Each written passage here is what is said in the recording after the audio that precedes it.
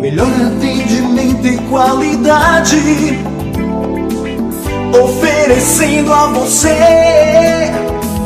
a palavra de poder e liberdade, de alegria e muita paz, com preços especiais. O Shopping da Bíblia e você, opções na escolha.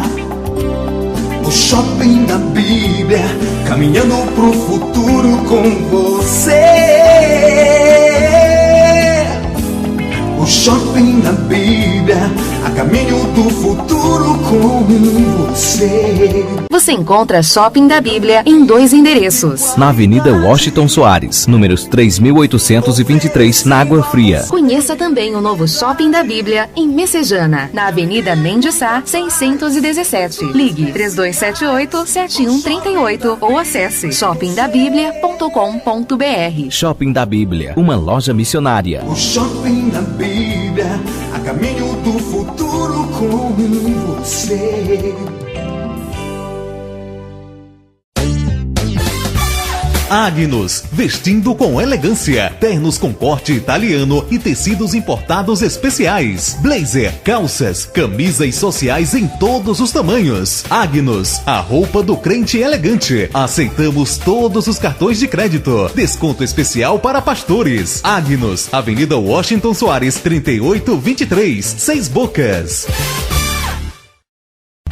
Já refugia a glória eterna de Jesus, o Rei dos Reis. E você é o nosso convidado especial a participar do nosso culto de adoração a Deus na Igreja Assembleia de Deus Cristo Salva. Confira nossos endereços e vem junto com a gente. Avenida Mendes Sá, 617, Messejana. Rua Beatriz Gurgel, número 1018, Palpina. Avenida Washington Soares, 3823, Água Fria. Rua Desembargador Juca Filho, 109, Jardim das Oliveiras. Rua Pedestre J57, Curió. Rua 87, número 195, na segunda etapa, José Walter. Rua 5, 950, Janguru Sul. Rua 87, 145, Cidade Jardim 2. Rua do Cruzeiro, 711, Coaçu, Eusébio. A Assembleia de Deus Cristo Salva desenvolve um trabalho evangelístico e social denominado Ungidos da Madrugada. Colabore para que esta programação não saia do ar. Se você quer apoiar esse projeto, contribua através do nosso Pix, projetocristosalva@gmail.com.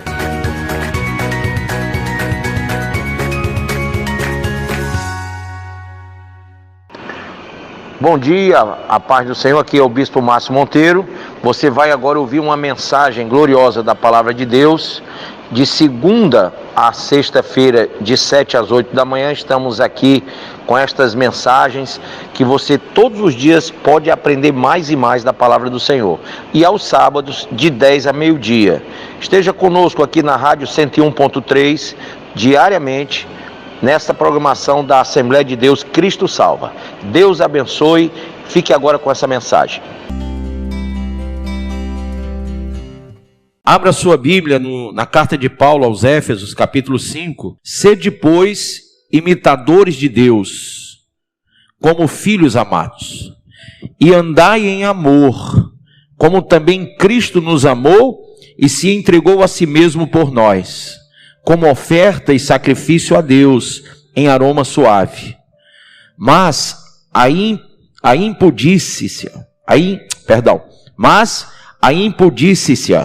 e toda sorte de impurezas ou cobiças nem sequer se nomeiem entre vós, como convém a santos, nem conversação torpe, nem palavras vãs ou chocarrices, coisas essas inconvenientes, antes pelo contrário, ações de graças. Sabei, pois, isto: nenhum incontinente ou impuro ou avarento, que é idólatra, tem herança no reino de Cristo e de Deus. Ninguém vos engane com palavras vãs, porque por essas coisas vem a ira de Deus sobre os filhos da desobediência. Portanto, não sejais participantes com eles, pois outrora erais trevas, porém agora sois luz no Senhor. Andai como filhos da luz, porque o fruto da luz consiste em toda bondade e justiça e verdade, provando sempre o que é agradável ao Senhor. E não sejais cúmplices das obras infrutíferas das trevas, antes, porém, reprovai-as, porque o que eles fazem em oculto, o só referir é vergonha. Mas todas as coisas, quando reprovadas pela luz, se tornam manifestas, porque tudo que se manifesta é luz.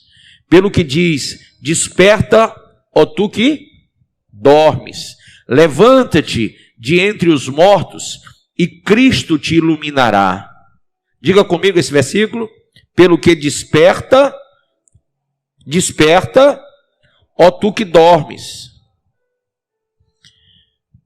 levanta-te de entre os mortos e Cristo te iluminará.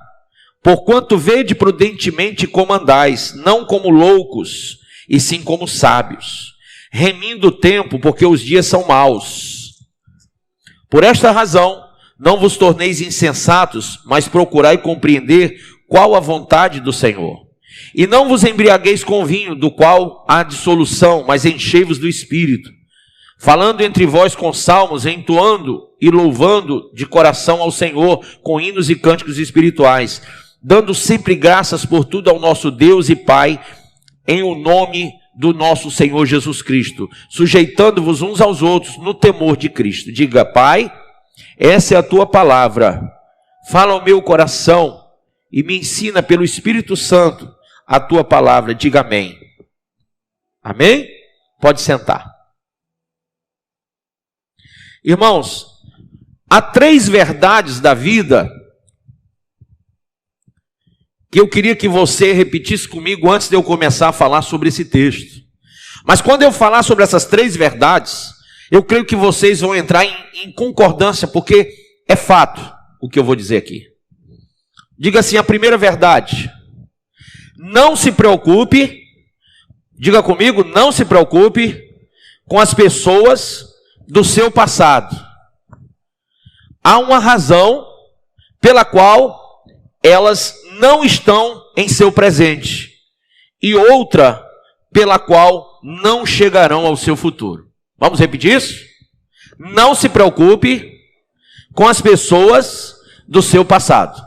Há uma razão pela qual elas não estão no seu presente, e outra razão pela qual elas não chegarão a estar no seu futuro.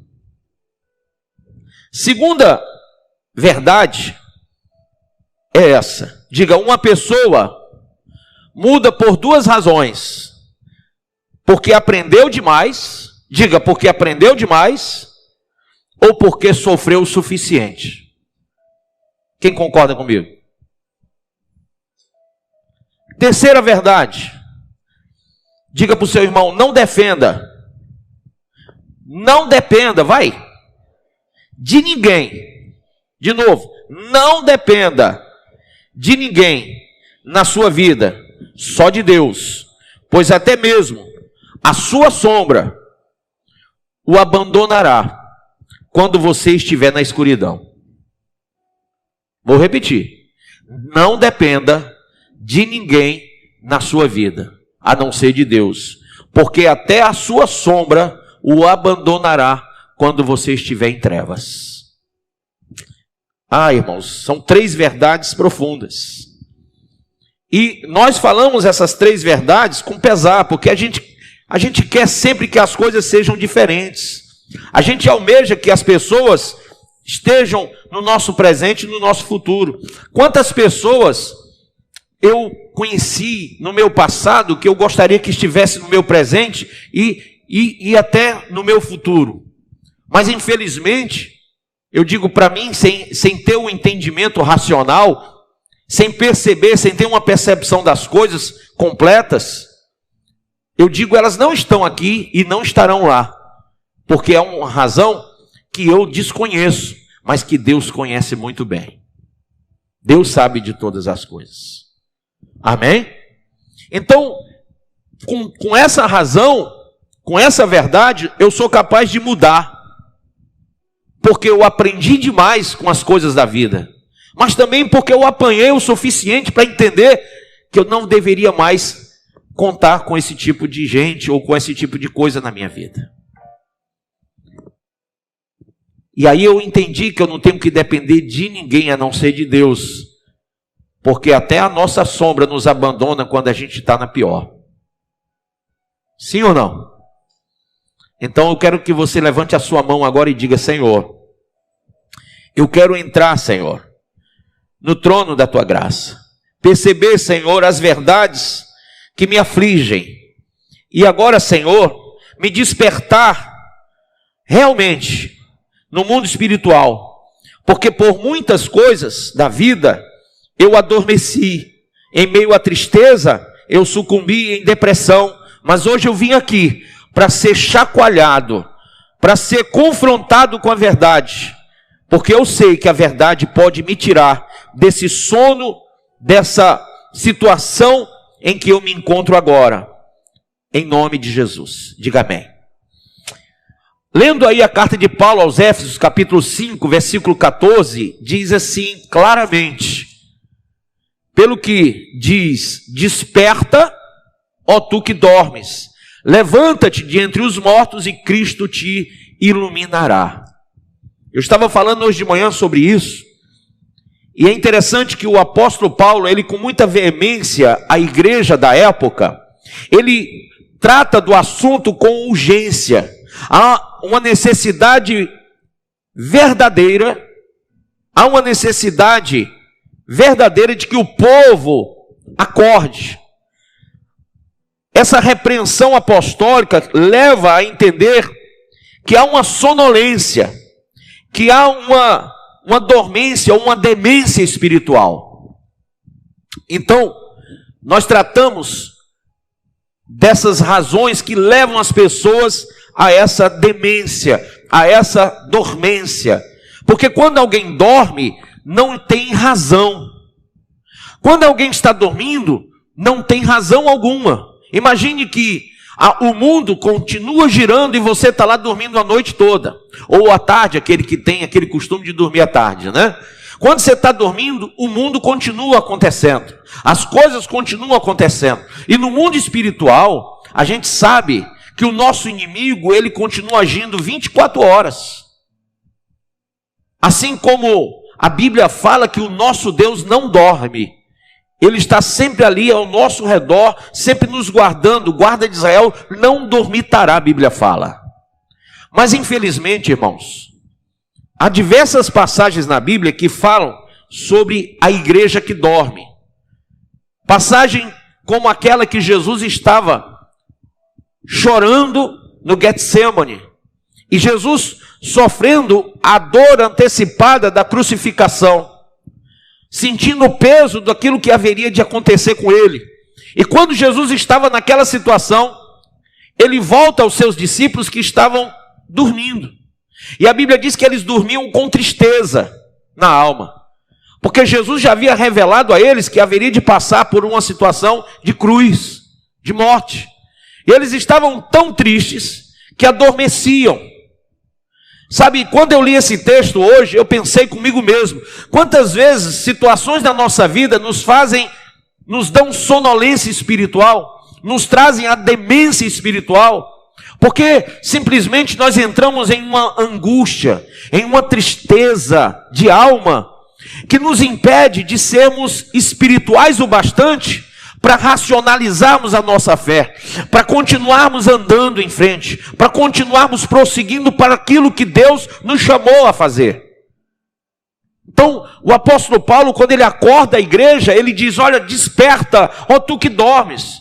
Há vários motivos para a pessoa estar na situação de dormir, dessa dormência espiritual. Nós citamos aqui que existem vários sonos que atingem a igreja, vários sonos que atingem o povo de Deus e que impedem o povo de Deus de serem povo de Deus, que impedem a igreja de ser igreja, que impede você de exercer o seu chamado perante Deus. Quantos creem que Deus o chamou para algo grande? Diga amém. Então impede até você de dizer amém. Vamos perguntar de novo? Existem sonos, existem coisas espirituais que nos impedem até de dizer um amém. Diga amém. Ah, melhorou. Então imagine você que esse sono, essa demência, essa dormência, ela faz com que você fique na situação de morbidez. Uma pessoa quando dorme, ela perde o sentido do tempo, ela perde o sentido do espaço, ela perde o sentido das coisas, é como se estivesse morta. E quando Paulo diz, desperta, ó tu que dormes, levanta-te de entre os mortos, ele não está falando de morto fisicamente, ele está falando do morto espiritualmente, porque a igreja precisava se levantar da morte, se levantar dessa dormida, dessa sonolência que havia feito dela uma igreja sem expressão espiritual, sem uma glorificação verbal perante o Senhor. Então quando Paulo olha para essa igreja, vê uma igreja inativa, vê uma igreja imprudente, vê uma igreja indiferente, vê uma igreja displicente, vê uma igreja distraída, e ele diz, desperta, ó tu que dormes. Eu quero citar o primeiro sono. Diga o primeiro sono. O sono da imprudência. Abra aí em Juízes capítulo 16. Então, ela o fez dormir sobre os seus joelhos. Ela quem? Dalila. E chamou a um homem e rapou-lhe as 7 tranças do cabelo de sua cabeça. E começou a afligi-lo e retirou-se dele a sua força. Nós vamos falar do sono da imprudência de um homem que era cheio do Espírito Santo. Sansão tinha força espiritual. Bispo, ele era um homem forte, mas era um homem inabilitado, despreparado. Não, ele era um juiz. Ele era um homem conhecedor de Deus, conhecedor da lei de Deus. Então, nós não estamos tratando de um neófito. Nós não estamos falando de uma pessoa que não tinha nenhum tipo de expressão, de conhecimento, não. Estamos falando de alguém que era profundo na palavra. Mais ainda, estamos falando de alguém que tinha um voto de nascença. Seus pais fizeram um voto chamado voto do nazireado. Você pode dizer comigo? Voto do nazireado. Mais alto, voto do nazireado. Isso era um juramento. Diga, juramento. Ele não podia beber coisas alcoólicas, provar o fruto da vide, ele não podia cortar o cabelo. Era um voto que seus pais haviam feito. E ele não podia se misturar com pessoas de outras nações. Ele tinha que se manter puro. Ele tinha que se manter puro. Mas o que acontece com Sansão? Um homem capacitado, um homem fortalecido, ele quebrava correntes com as mãos, ele destruía portões e portas enormes de muralhas, ele empurrava e elas caíam. Ele, com uma queixada de burro, matou vários filisteus, a Bíblia diz mais de 1000 filisteus. Então ele tinha muita força. Os homens temiam Sansão. Mas, bispo, o que é que faz um homem tão forte, cheio do Espírito Santo, com uma força descomunal, que nenhum de nós aqui já provou essa força? Um homem tão preparado, aluzido pelo conhecimento, um homem que tinha a palavra, o poder da palavra. Não somente isso, ele tinha autoridade sobre o povo. O que faz um homem desse perder tudo? Ora, esse homem foi colocado no colo do seu inimigo. Esse homem, melhor dizendo, se prostrou, se colocou no lugar da sua própria derrota. O seu coração lhe levou ao descaminho. E aquilo que ele não podia fazer, ele começou a fazer. Ele começou a escandalizar Israel com bebida, com prostituição. A sua conduta moral, a sua conduta ética se afastou dele. Ele ficou uma pessoa totalmente displicente, imprudente em todos os seus atos. Ao ponto dele chegar, em certo momento, já tendo ele, com sua inteligência, percebido que Dalila buscava o conhecimento do voto do nazireado, ela queria que ele revelasse o seu voto para que houvesse uma ruptura dele com Deus. E ele tinha que, como voto do nazireado, uma ordem de jamais revelar o seu voto. E ela insistentemente vai e bate na mesma tecla, dizendo: se você me ama, você vai me revelar. Se você me ama, você vai me mostrar da onde vem a sua força. Então Sansão, de forma imprudente, ele continua tendo um relacionamento com essa pessoa.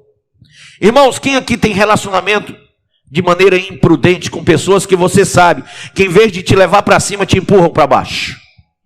Quem aqui não faz, vez por outra, negócio, faz ligação, seja no campo financeiro, seja no campo emocional, com pessoas que vão te empurrar para o inferno? Quem aqui não é inteligente o bastante para saber que aquilo só vai te prejudicar? Mas mesmo assim, você se sente atraído pelo mal. Você se sente atraído para fazer aquilo que você sabe que vai te prejudicar, que vai te condenar, que vai te destruir. Mas parece uma sina. Você não quer evitar que esse mal te aconteça. Sansão tinha força para matar 1000 filisteus com a queixada de burro. Ele o fez.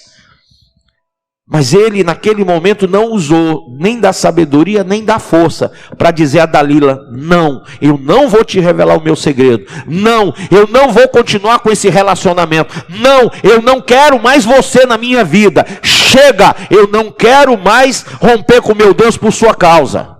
Quantas vezes Deus tem te dado a oportunidade de você dizer não para o diabo, não para o mundo, não para o inferno, e você continua ali se debruçando no colo do teu inimigo. Então ele, de forma imprudente, revela o seu segredo e vai dormir.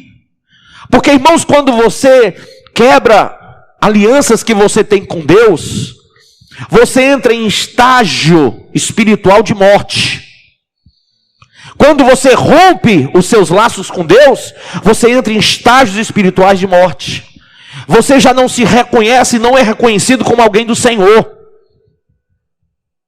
E aí você entra em demência espiritual, em dormência moral.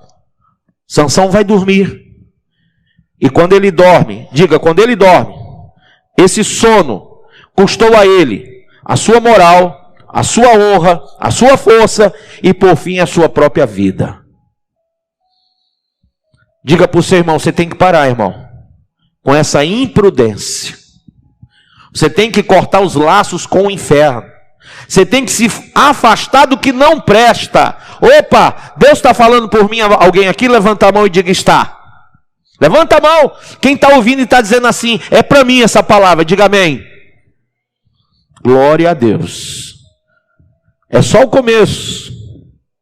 Existe um segundo sono. Esse que muitas pessoas manifestam hoje na igreja. Sabe, a palavra está rolando, o louvor está acontecendo, o Espírito Santo está agindo no ambiente, está acontecendo transformações de vidas daqueles que estão ligados com o trono, mas tem aquele que está indiferente a tudo. Tem aquela pessoa que senta na sua cadeira, sabe assim, ela senta na cadeira da igreja, e para ela tanto faz estar na frente ouvindo a palavra, como assistindo TV, o jornal, ou assistindo um filme qualquer. Ela não está nem aí para nada. Entenderam ou não?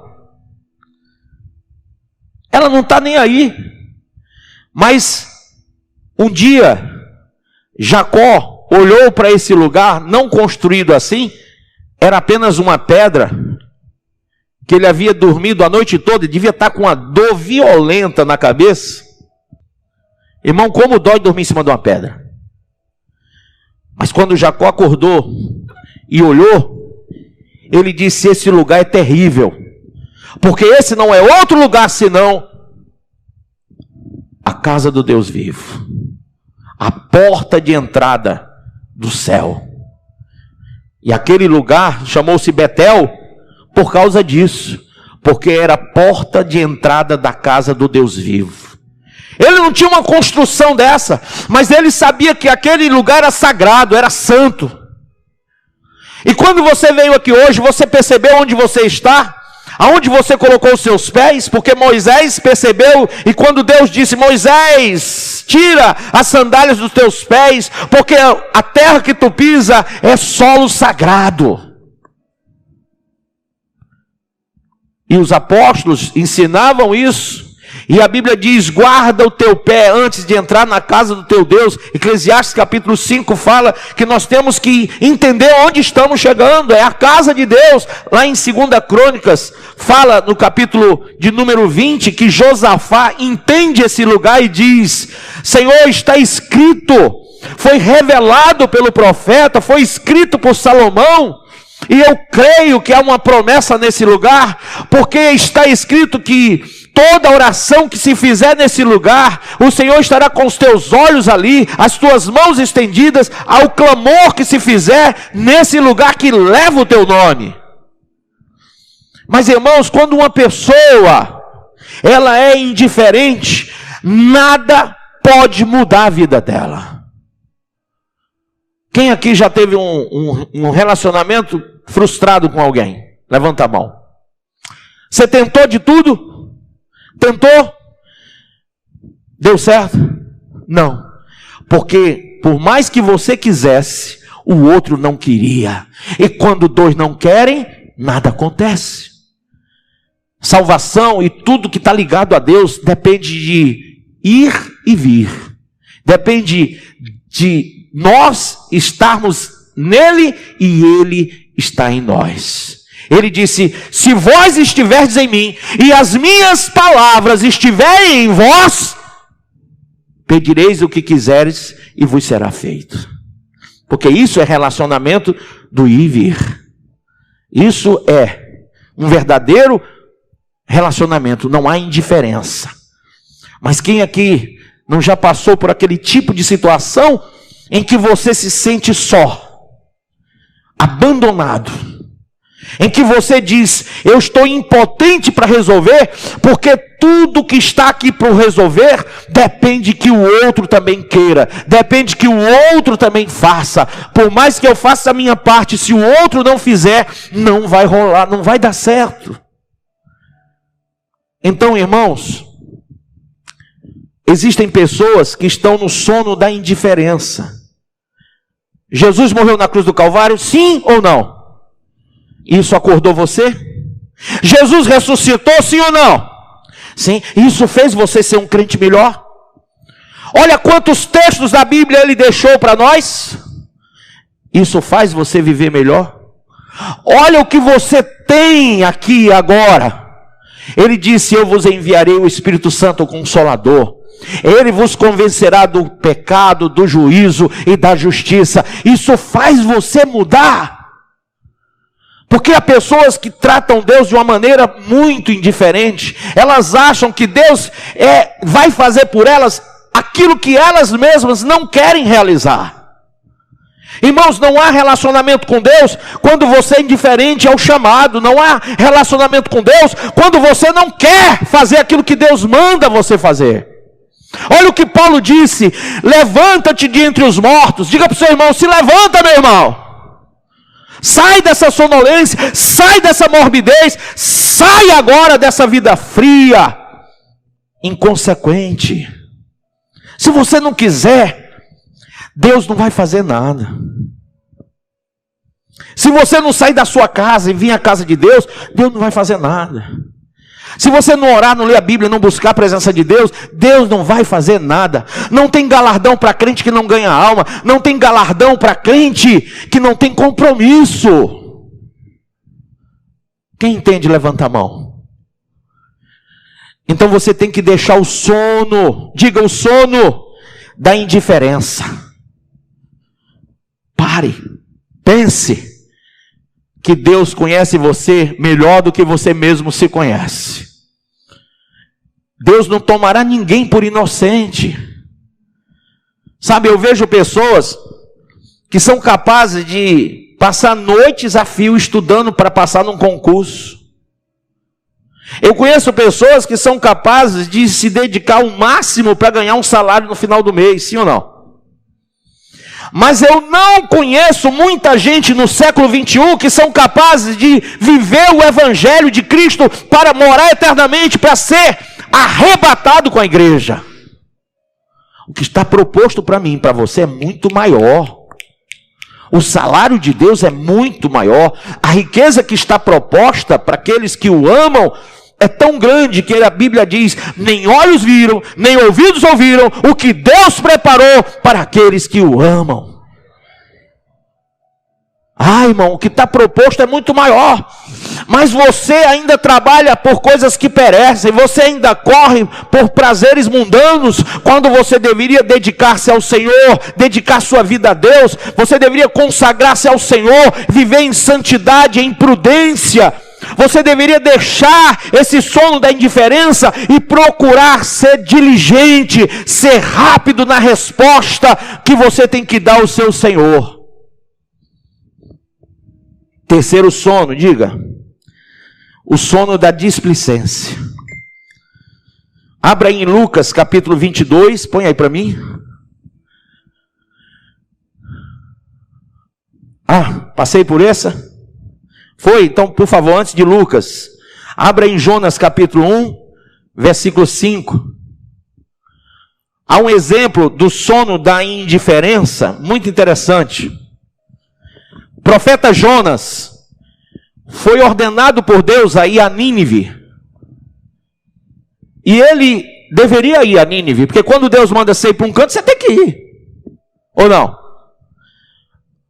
E quando o profeta ouviu a voz do Senhor: vai a Nínive e prega a Nínive que ela será destruída por causa do seu pecado, a Bíblia diz que, em vez de Jonas ir para Nínive, ele compra uma passagem, entra num barco e vai para Tarsis, rumo contrário. E esse navio, no meio do seu destino, ele começa a ser sacudido pelas ondas e pela tempestade que vem. E todos os marinheiros estavam assustados dentro daquele navio, porque o navio estava a ponto de naufragar, e eles entendiam que haveria de ser uma ação espiritual. Mesmo os ímpios que estavam lá entendiam que aquilo não era normal. Marinheiros formados, preparados, abalizados no seu ofício, entendiam que aquilo não era natural, aquelas ondas não eram naturais, aquela situação de chuva forte, de vento revoltante, não podia ser algo natural. E eu digo para vocês, tsunamis, irmãos, podem ser chamados de coisas naturais, mas no nosso tempo, no período onde a Bíblia fala que as calamidades aconteceriam, no período que Jesus fala no capítulo 24, e lá em Lucas capítulo 21, versículo 25, diz que as ondas do mar seriam revoltas e iriam destruir cidades. Você imagina que a Bíblia está se cumprindo, e os homens, os ímpios, eles mesmos sabem que tem alguma coisa rolando. A igreja ainda não entendeu que isso não é natural. A igreja que está indiferente, ela pensa: não, isso é coisa natural. Sabe, um vulcão, outro entrar em erupção, um abalo sísmico, um tsunami que pode destruir cidades inteiras, com ondas de 700 metros de altura e força de 800 quilômetros por hora. Tem gente que não está nem aí, irmão. Mas sabe o que foi que o povo de Nínive fez?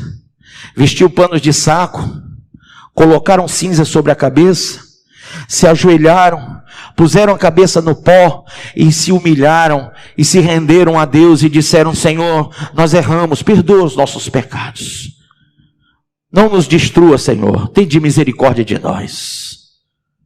Os ímpios de Nínive e os ímpios marinheiros do navio entendiam que aquilo não era natural, era espiritual.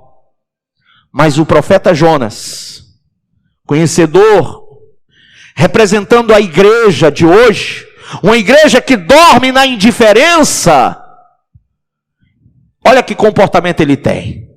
Então, temeram os marinheiros, os ímpios temeram, e clamaram cada um ao seu Deus, e lançaram ao mar as cargas que estavam no navio, para o aliviarem do seu peso. Jonas, porém, olha que coisa, Jonas, porém, desceu ao porão do navio, vendo o mundo se acabando, vendo tudo sendo destruído, vendo que o navio podia virar. Ele desce ao porão do navio e, tendo se deitado, dormia um profundo sono. Ele mostra a sua indiferença. E tem muita gente que passou pela pandemia e está aqui vivo, mas indiferente a tudo que está acontecendo. Nós temos uma notória revelação do Apocalipse. Nós temos uma singela, amorosa revelação de Deus de que tudo está cumprido e de que Jesus está vindo. E a igreja que sabe que está tudo por se acabar, que o mundo está condenado a uma destruição, a 7 anos de grande tribulação, a pessoa do anticristo, um governo mundial que se forma, há uma marca da besta que já tem se comprovado aí através de que ela vai ser introduzida a um povo que já está doutrinado para ela, a um povo que entra no shopping e faz assim ou assim. Sim ou não? E a Bíblia fala no livro do Apocalipse que isso aconteceria no princípio da grande tribulação, onde o anticristo iria impor a sua marca. E as pessoas que o recebessem deveriam receber a marca, e isso faria com que elas não mais tivessem a salvação. Entendem isso? Então Jonas desceu e foi dormir. Quantos, em vez de acordarem nesse navio que está naufragando, quantos, em vez de se levantarem espiritualmente e dizerem: meu Deus, isso é hora de eu me arrepender, isso é hora de eu me ajeitar, isso é hora de eu ajeitar o meu caráter, isso é hora de eu parar de ser um crente furreca, um crente, sabe, medíocre, que só vai para a igreja e vai para casa e não tem compromisso com obra. Está na hora de eu me consertar e ser fiel em todas as coisas que eu nunca fui. Está na hora de eu chegar para minha mulher, para o meu marido e pedir perdão pelo que eu fiz. Está na hora de eu chegar e chamar os meus filhos e fazer cultos domésticos. Está na hora de eu me tornar o evangelista que eu não fui, o diácono que eu não fui, o obreiro que eu não fui, o pastor que eu não fui. E assim eu tenho que entrar em um conserto verdadeiro, porque o tempo chegou e a hora é essa. Eu não posso ir dormir quando todos estavam ali atormentados com o que estava acontecendo. Mas tem ou não tem cristãos dormindo nessa hora? Tem gente que ainda pensa assim: eu não sei se eu vou para o culto ou se eu vou para o shopping. O mundo se acabando e o crente frio. Caramba. Sono da indiferença, o sono da displicência. Lucas capítulo 22, versículo 43 ao 46 diz assim: e apareceu-lhe um anjo do céu que o fortalecia, e posto em agonia, orava mais intensamente, e o seu suor tornou-se como grandes gotas de sangue que corriam até o chão. E levantando-se da oração, veio para os seus discípulos e achou-os dormindo de tristeza. Veja aí. E disse-lhes: por que estáis dormindo? Levantai-vos e orai, para que não entreis em tentação. Ah, irmãos, como é frustrante para Deus ver que no momento crucial, nós que temos o privilégio de contemplarmos a visão celestial do arrebatamento, a visão celestial e angelical, de que o Senhor já está com seus exércitos prontos para vir sobre as nuvens com poder e glória, e como um relâmpago que sai do oriente e se mostra no ocidente, ele vem e ele arrebata a igreja desse mundo. Nós que temos o privilégio dessa visão, como é frustrante para Deus encontrar a igreja displicente. Encontrar uma igreja tão displicente que se torna inconsequente nos seus atos. Descompromissada, desalicerçada de tudo que é propósito para a vida dela, tudo que está proposto para a sua transformação de vida, para o seu renovo espiritual, para a sua iluminação, porque a Bíblia diz: e Cristo te iluminará. Como é frustrante para Deus ver o sono da displicência na igreja. Almas estão morrendo, cometendo suicídios, pessoas estão se drogando, se matando nas ruas, e os crentes ainda displicentes com a pregação do Evangelho, com a casa de Deus, com as coisas que são realmente eternas. Tem um quarto sono, o sono da distração. Abra sua Bíblia no livro de Atos, capítulo 20, versículo 9. Esse sono custou uma horrível queda e, consequentemente, a própria vida de alguém. Eutico ouvia a palavra pregada por Paulo, e a Bíblia diz que quando Paulo pregava, Paulo se demorou na sua mensagem. Sabe aquele crente que quando a mensagem demora mais um pouco, ele fica: ai, tomara que acabe logo. Eutico estava lá, sentado numa janela, e a palavra se demorava, porque quando Deus quer revelar, Ele fala mesmo. E Eutico adormece no meio da palavra. Ele entra em sono profundo, durante a palavra, durante o momento que a palavra estava sendo pregada. Cutuca o seu irmão e diz assim: dorme não, Eutico. Sabe por quê? Porque quem dorme durante a palavra morre. E a prova está aqui no livro de Atos, diz assim: e estando um certo jovem, por nome Eutico, ali é Eutico, viu? Assentado numa janela, caiu do terceiro andar. Que coisa, hein? Tomado de um sono profundo que lhe sobreveio durante o extenso discurso de Paulo, e foi levantado como? Morto. Ah, quantos crentes dormem na hora que a palavra está sendo mostrada? Não, bispo, o meu olho está aberto, mas onde estão os seus sentidos? Onde está a sua mente? Sabe uma coisa que eu aprendi quando eu vou ler a Bíblia, quando eu vou orar e quando eu vou para um culto, quando eu estou ouvindo a palavra? Eu digo: Senhor, traz para ti a minha mente. Leva cativa ao trono da tua graça a minha mente. Porque eu não quero nesse momento pensar em nada a não ser no Senhor e na tua palavra. Mas Eutico estava lá e dormiu e bufo, cai para trás do terceiro andar e morre. Tem muito crente que não está ouvindo, se apercebendo de tudo que Deus tem revelado à igreja nesses últimos tempos. E morrem espiritualmente. Se não morrem fisicamente, morrem espiritualmente. Quem conhece pessoas que você mesmo se relaciona com elas, que elas vêm para o culto e vão para casa e continuam a mesma pessoa, e não mudam? Alguém conhece? Levanta a mão. Exatamente. Essas pessoas são aquelas que estão mortas espiritualmente. Elas não reagem, porque morto não reage.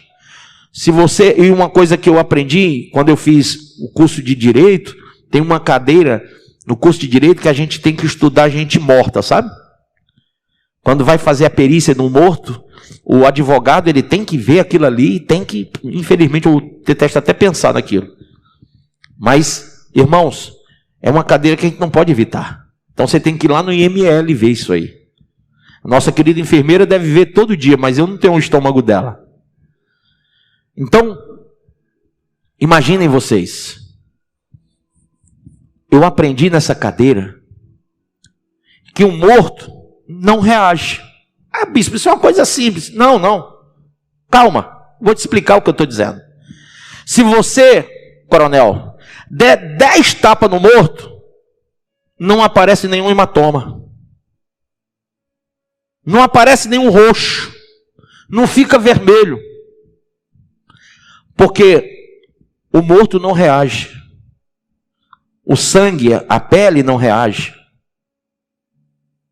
Mas se antes dele morrer, ele tiver apanhado, tudo que ele levou antes da morte está na pele dele ali, ó. Toda roxidão, toda pancada, tudo fica ali, notório. Porque enquanto a vida tem dor, tem reação.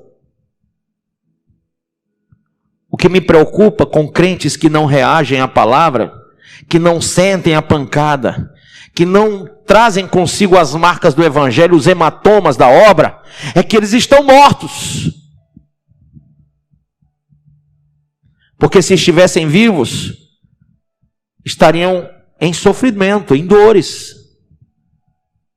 Mostrariam as pancadas que levam e diriam: puxa, dói, hein?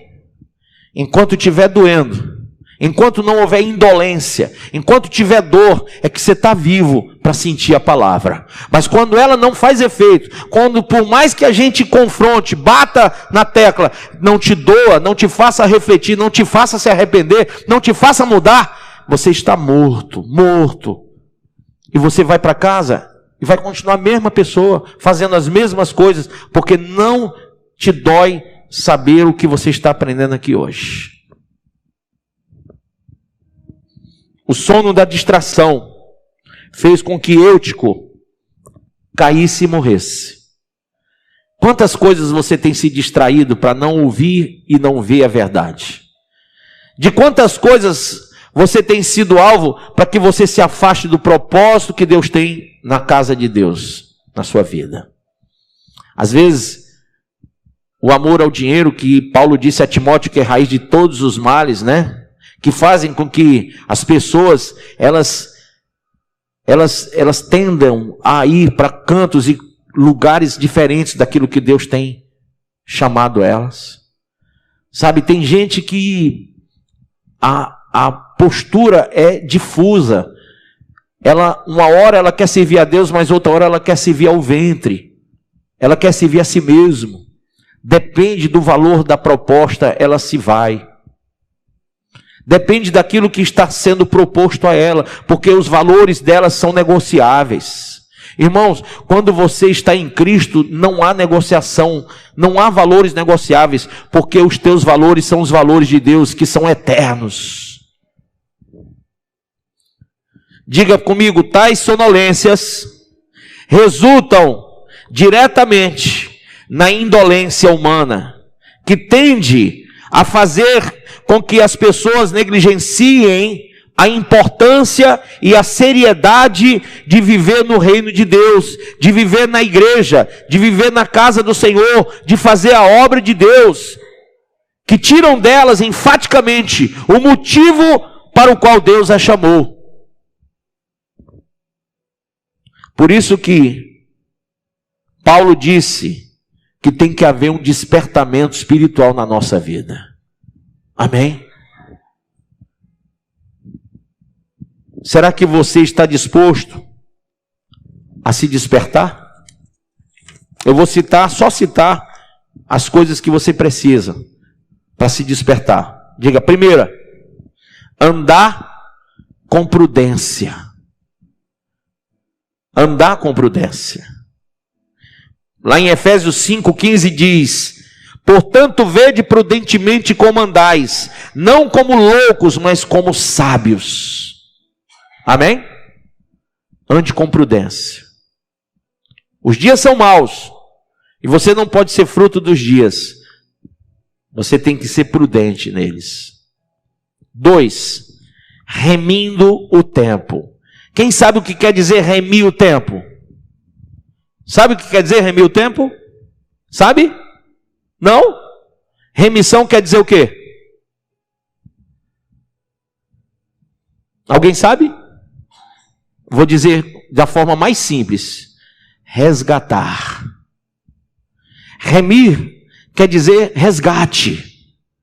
Gente, Quem aqui sabe, tem entendimento que perdeu muito tempo na vida, com coisas fúteis, com o pecado, com as coisas do mundo? Quem perdeu muito tempo?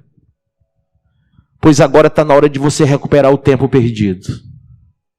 Remir o tempo é não dar mais atenção para as coisas que não prestam, para as coisas que só te fazem afundar. Remir o tempo é você entender que você vai ter que resgatar nesse período final com atitudes, com celeridade, com diligência. Você tem que correr para fazer o que você não fez ainda. Tem muita coisa que Deus quer que você faça, tem muitas almas que Deus quer que você ganhe, tem muitas coisas que Deus propositalmente colocou para o teu ministério, para a tua casa, para a tua igreja, para que Ele te use nesse lugar, e você só pedir um tempo. Senhor, calma, Senhor, deixa eu ficar mais preparado. Senhor, ainda não estou pronto. Senhor, ainda não estou pronto. Você perdeu muito tempo. Remir o tempo quer dizer recuperar isso. É ser diligente. Se Deus está te chamando para essa igreja, para essa obra, para esse ministério, para ganhar almas, corra, faz o que você nunca fez. Se você ainda não leu a Bíblia toda, porque você nunca teve tempo para isso, corre e lê a Bíblia toda. Se você não orava, porque você achava que não tinha tempo, então para tudo e vai orar. Se você não evangelizava porque dizia, não, eu não tenho tempo para essas coisas, não, deixa para os outros. Irmão, Deus vai te cobrar isso, então corre e vai ganhar almas. Amém? Remir o tempo é resgatar o tempo perdido. E diga comigo, não há mais tempo a perder. Agora é tempo de remissão. É tempo de ganhar tempo. É tempo de recuperar tempo perdido. Não é tempo de perder tempo. É tempo de recuperar o tempo que se perdeu. Remir o tempo. Diga comigo. Terceira coisa, compreender a vontade de Deus para a nossa vida. A Bíblia diz, Efésios 5:17, portanto não sejais insensatos, mas procurem compreender qual é a vontade do Senhor. Não fique nessa insensatez, não. Você sabe que você tem que compreender a vontade de Deus para a sua vida. Urgente. Quarto ponto. Enchei-vos do Espírito Santo. Ele diz lá em Efésios 5:18, e não vos embriagueis com vinho em que há contenda, mas enchei-vos do Espírito. Está na hora de você deixar o supérfluo, o humano, o carnal, e se encher do Espírito de Deus. A noiva que vai subir, que vai ser arrebatada em Mateus 25, é aquela que tem o Espírito e a lâmpada, a palavra e o Espírito Santo, aquela que está cheia da presença. É aquela que está em conformidade com a vontade, é aquela que está ligada com o trono da graça, é aquela que entendeu que tem que remir o tempo. E a conclusão é que diante de todas as advertências bíblicas, nós temos que despertar. Amém? Despertar. Desperta, ó tu que dormes. Olhe para o seu irmão e diga isso para ele. Desperta, ó tu que dormes. Levanta-te de entre os mortos e Cristo te iluminará. Fique de pé.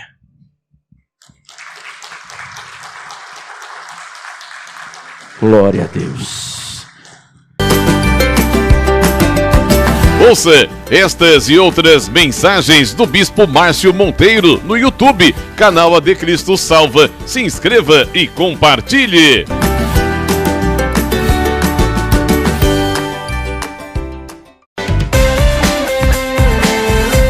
Faça as 3 orações diárias no Instagram do Bispo Márcio Monteiro, ao meio-dia, às 18 horas e à meia-noite. E a partir das 2 da tarde tem o programa escatológico A Última Trombeta.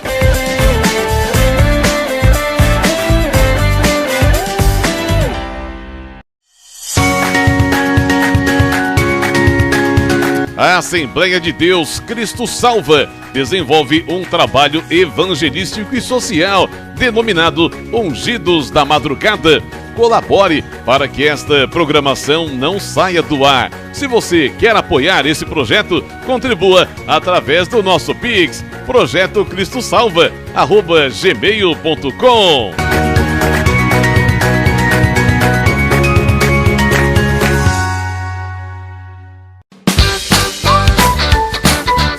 E se liga nessa, Assembleia de Deus Cristo Salva. Toda sexta-feira tem vigília no Centro de Adoração Cristo Salva, a partir das 10h30 da noite, ali na Avenida Doutor Manuel Soares, número 276, Aquirás. Venha ser edificado, Deus tem uma palavra para você. Venha e traga toda a sua família.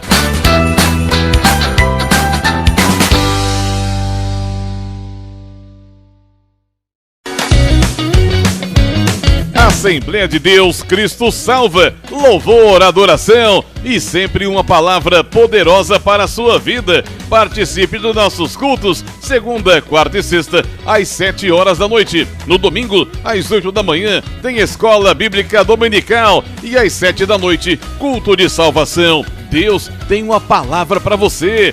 Venha e traga toda a sua família. Já refúgio a glória eterna de Jesus, o Rei dos Reis. E você é o nosso convidado especial a participar do nosso culto de adoração a Deus na Igreja Assembleia de Deus Cristo Salva. Confira nossos endereços e vem junto com a gente. Avenida Mendes Sá, 617, Messejana. Rua Beatriz Gurgel, número 1018, Palpina. Avenida Washington Soares, 3823, Água Fria. Rua Desembargador Juca Filho, 109, Jardim das Oliveiras. Rua Pedestre J57, Curió. Rua 87, número 195, na segunda etapa, José Walter. Rua 5, 950, Janguru Sul. Rua 87, 145, Cidade Jardim 2. Rua do Cruzeiro, 711, Coaçu, Eusébio. Avenida Alberto Maranhão, 3055, Bom Jardim, Mossoró, Rio Grande do Norte. Assembleia de Deus Cristo Salva. Jesus tem uma palavra para a sua vida. Venha, traga toda a sua família. Você é o nosso convidado especial. Vem sendo, vem Jesus. Glória, glória, aleluia. Glória, glória, aleluia.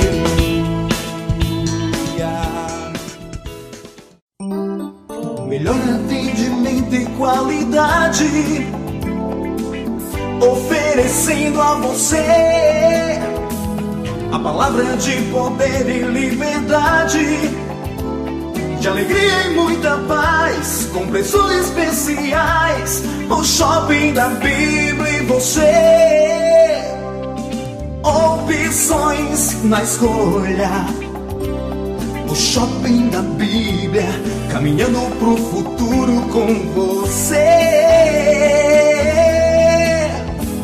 O Shopping da Bíblia, a caminho do futuro com você. Você encontra Shopping da Bíblia em 2 endereços. Na Avenida Washington Soares, números 3823, na Água Fria. Conheça também o novo Shopping da Bíblia em Messejana, na Avenida Mendes Sá, 617. Ligue 3278-7138 ou acesse shoppingdabiblia.com.br. Shopping da Bíblia, uma loja missionária. O Shopping da Bíblia, a caminho do futuro com você.